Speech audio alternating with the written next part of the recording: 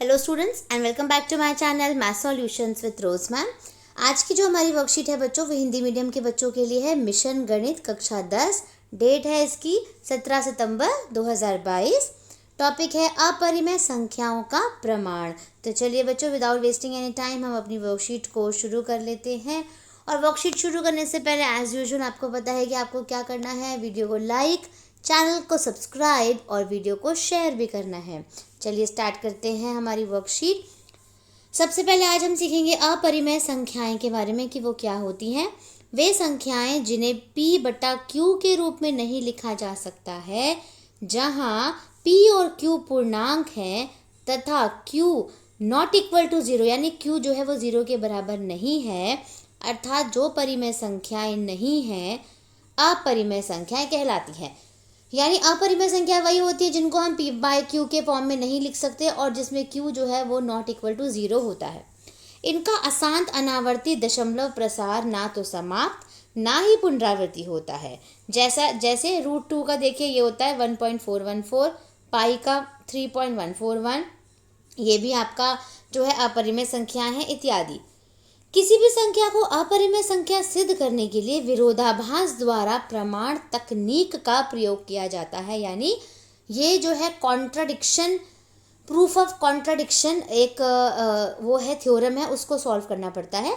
इनके अतिरिक्त यह प्रमेय कि यदि p एक अभाज्य संख्या है तथा p a² को विभाजित करती है तो p a को भी विभाजित करेगी, जहां a एक धनात्मक पूर्णांक है, का उपयोग किया जाता है। अब देखिए उदाहरण आपको दिया हुआ है कि सिद्ध करना है कि √2 जो है √2 एक अपरिमेय संख्या है। इसके लिए देखिए बच्चों प्रमाण क्या है कि हमें पहले मानना है कि √2 जो है वो परिमेय संख्या है, फिर हम प्रूफ करेंगे कि वो परिमेय संख्या नहीं है।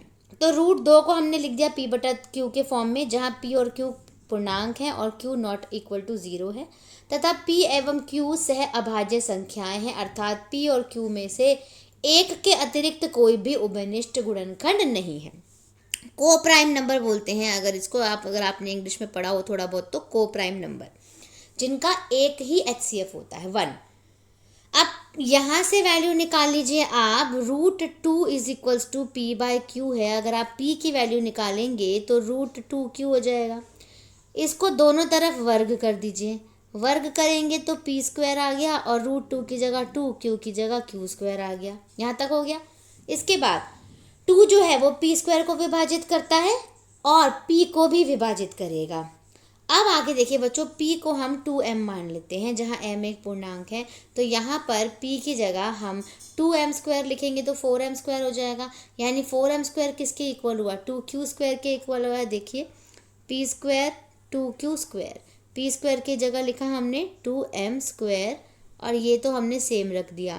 तो ये कितना हो गया? 4m² हो गया इज इक्वल्स टू 2q²।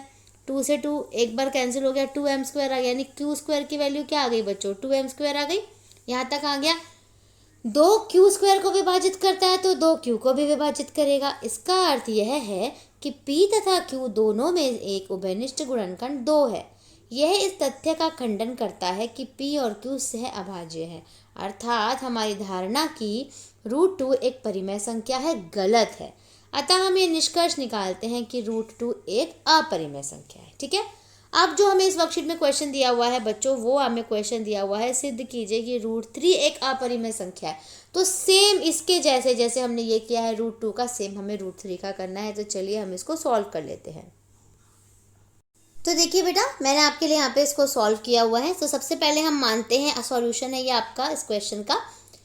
आइए हम इसके विपरीत यह मान लेते हैं कि √3 एक परिमेय संख्या है। तो इस प्रकार के दो सह अभाज्य पूर्णांक a और b विद्यमान होंगे। √3 किसके बराबर होगा? a बाय b के। तो अगर हम इन दोनों का होल स्क्वायर करेंगे तो ये √3 का 3 हो जाएगा और ये हो जाएगा a² अपॉन में b² हो जाएगा। ठीक है। इसको यहाँ पर मल्टीप्लाई कर देंगे तो a² की वैल्यू क्या निकल के आ जाएगी? 3b²। यानी जो है वो 3 जो है वो a² को डिवाइड कर रहा है तो a को भी डिवाइड करेगा। अब a की वैल्यू रख दीजिए 3c, जहाँ पे 3c एक पूर्णांक है। अब a², इसका भी अगर हम होल स्क्वायर करेंगे तो a² हो गया, 3 का क्या हो गया? 9c²। और अगर हम a² की बात करें तो तो ए स्क्वायर की वैल्यू क्या निकली है 3b², यहाँ पे 3b² रख दिया, यहाँ पे nc² रख दिया, क्योंकि ए स्क्वायर की वैल्यू क्या थी 3b²। अब यहाँ से अगर हम इसे कट करते हैं 3 3 9, तो यानी b² की वैल्यू कितनी आ गई 3c² आ गई। तो 3 जो है वो b² को भी डिवाइड कर रहा है, यानी b को भी डिवाइड करेगा। ठीक है, समीकरण 1 तथा 2 से हम ये कह सकते हैं कि a और b का कम से कम एक गुणनखंड 3 है, परंतु यह इस तथ्य का विरोधाभास करता है कि a और b सह अभाज्य है। इसका अर्थ यह है कि हमारी परिकल्पना सही नहीं है, अतः √3 एक अपरिमेय संख्या है। ठीक है, तो ये वर्कशीट हमारी बच्चों यहाँ पे कंप्लीट हो गई है। आई होप आपको ये क्वेश्चन अच्छे से समझ आ गया होगा। बिल्कुल सेम जैसे √2 के जैसे किया है ना √2, वैसे ही सेम √3 के जैसे भी इसको हमें करना है। ठीक है, तो आप इसको अपनी वर्कशीट की कॉपी में इसको क्वेश्चन को सॉल्व कर लीजिए। फिर मिलेंगे बच्चों नई वीडियो में नई वर्कशीट के साथ। Thank you students.